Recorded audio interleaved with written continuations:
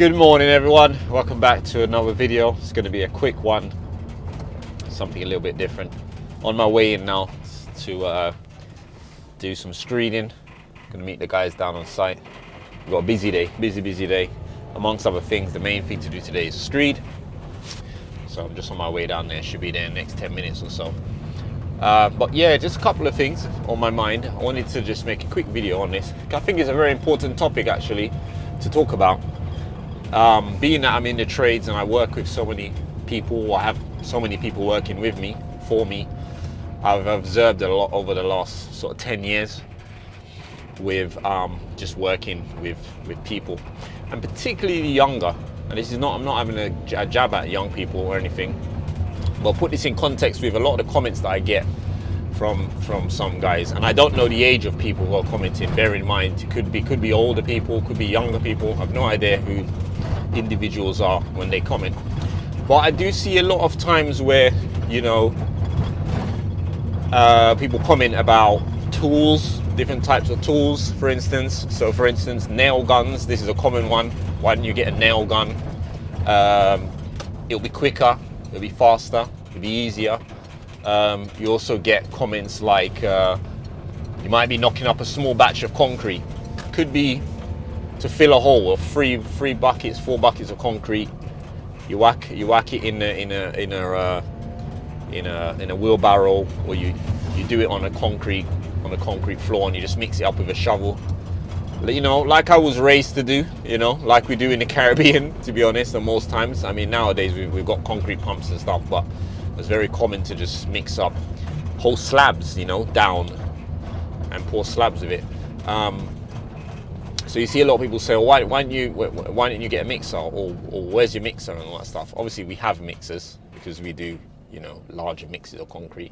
But then when you're doing sort of small little areas, you're knocking up a bit of mortar, maybe you've just got about 50 bricks to lay or something like that. You just mix it up in a wheelbarrow. You don't want to go and get the mixer out, do it up, pack it away, clean it up and all that stuff. But yeah, I find that we are very as a society, I'm finding more that we're very, I don't know, I want to use the right word. It's almost as if like we're afraid of a little hard graft and a little hard work.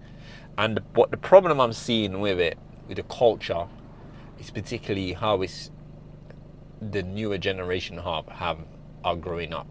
I have all range of guys working for me, sometimes from as young as 18, straight out of school.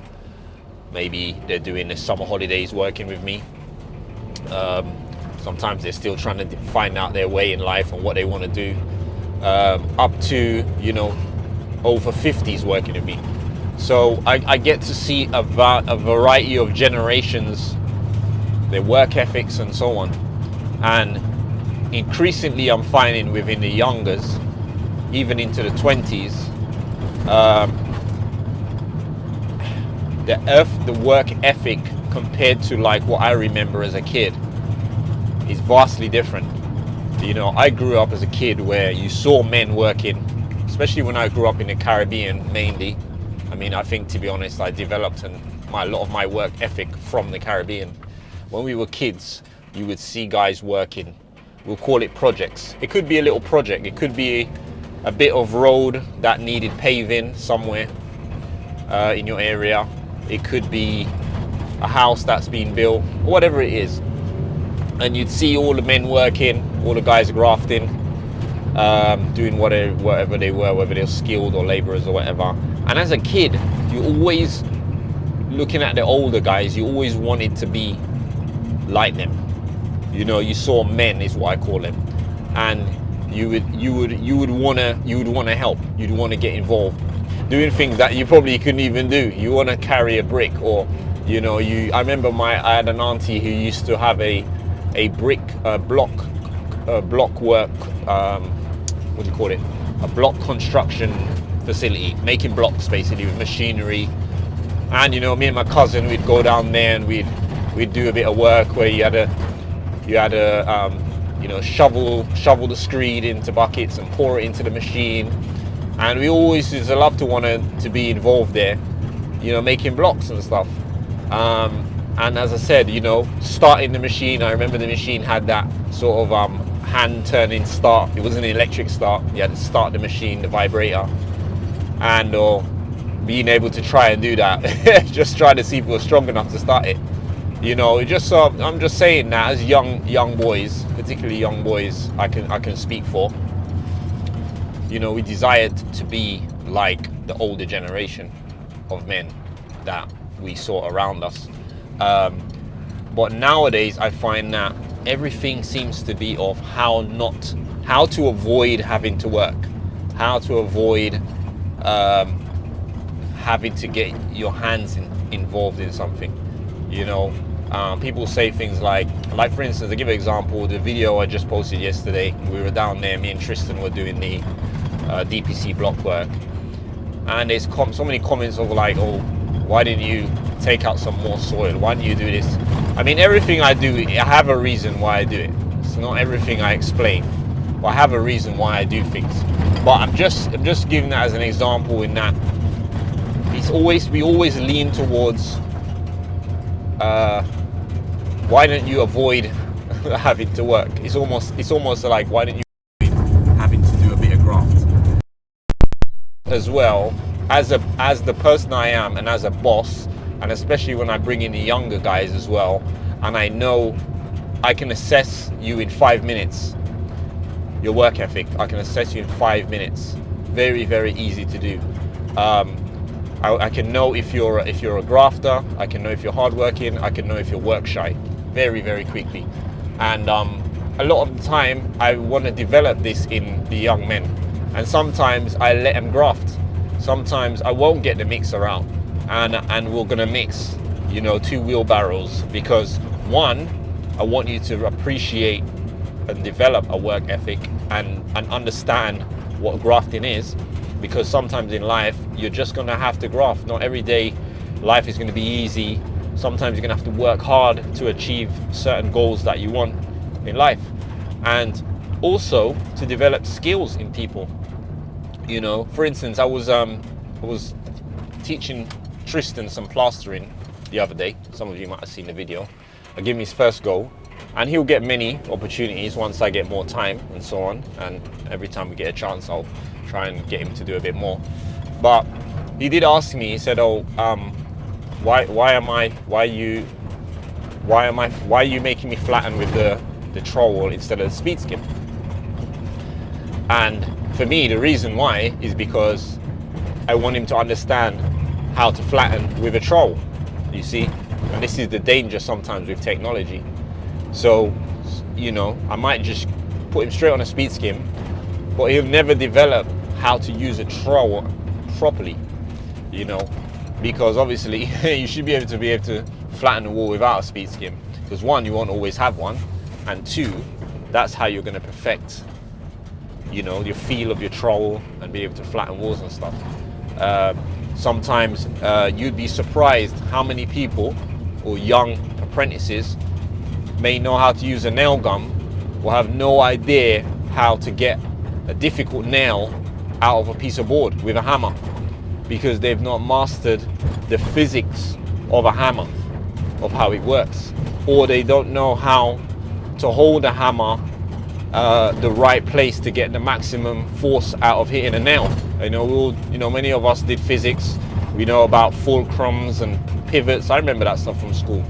You know, so many of these young guys I see trying to nail a nail, and their hand is all the way up to where the claw is, and they wonder why they got to hit it 50 times to get a nail in.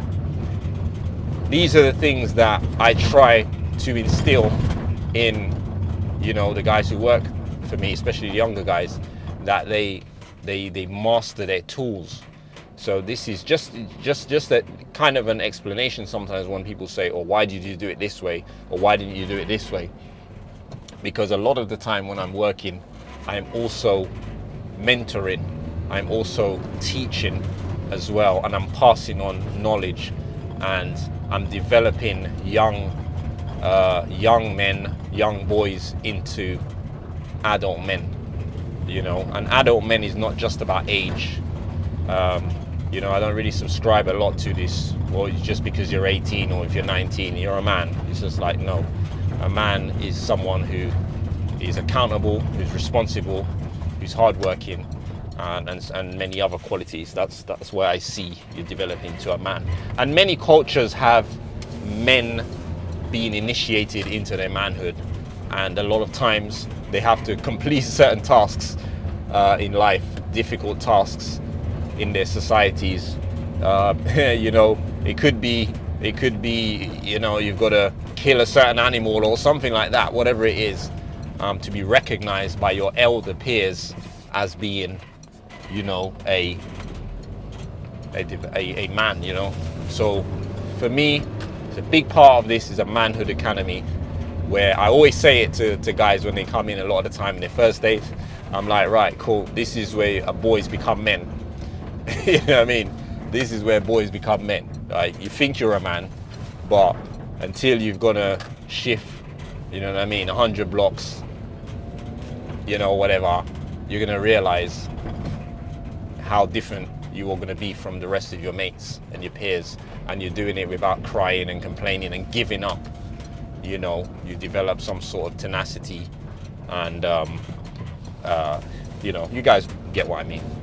But yeah, I'm literally just pulling up at work now. So yeah, just some thoughts. So literally, I'm just some thoughts coming off my head. I just thought I'm just going to put the camera on and just put them out there. But I think it's very important for us to bear in mind and to pay attention to our society, how we are moving forward in developing our workforce, our young men out there, and not always trying to shy away from hard work, because these men are going to have to be responsible. They're going to have children, they're going to have families, they're going to have wives, and they're going to have to be responsible, hard-working people, providers and all sorts of things.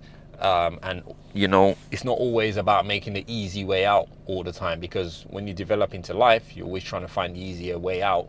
Or when difficult circumstances come up, things get a bit hard, you're not prepared for it, you're not used to it, and you're trying to just always find a way to give up, or way, or everything becomes difficult for you because you're not used to challenges, and you're not used to finding sometimes the long way around, you know. And I think very important is the straight and narrow path, as opposed to the broad way that everybody is going down, the very easy way. Sometimes the narrow rocky road is the way that develops you along the way as a person. So yeah, so that might, just bear that in mind. That might help some of you to understand a little bit why some of my methods are. But yeah, there's methods in my madness, there always is. I just don't always explain it or articulate it to everybody, but I know what I'm doing.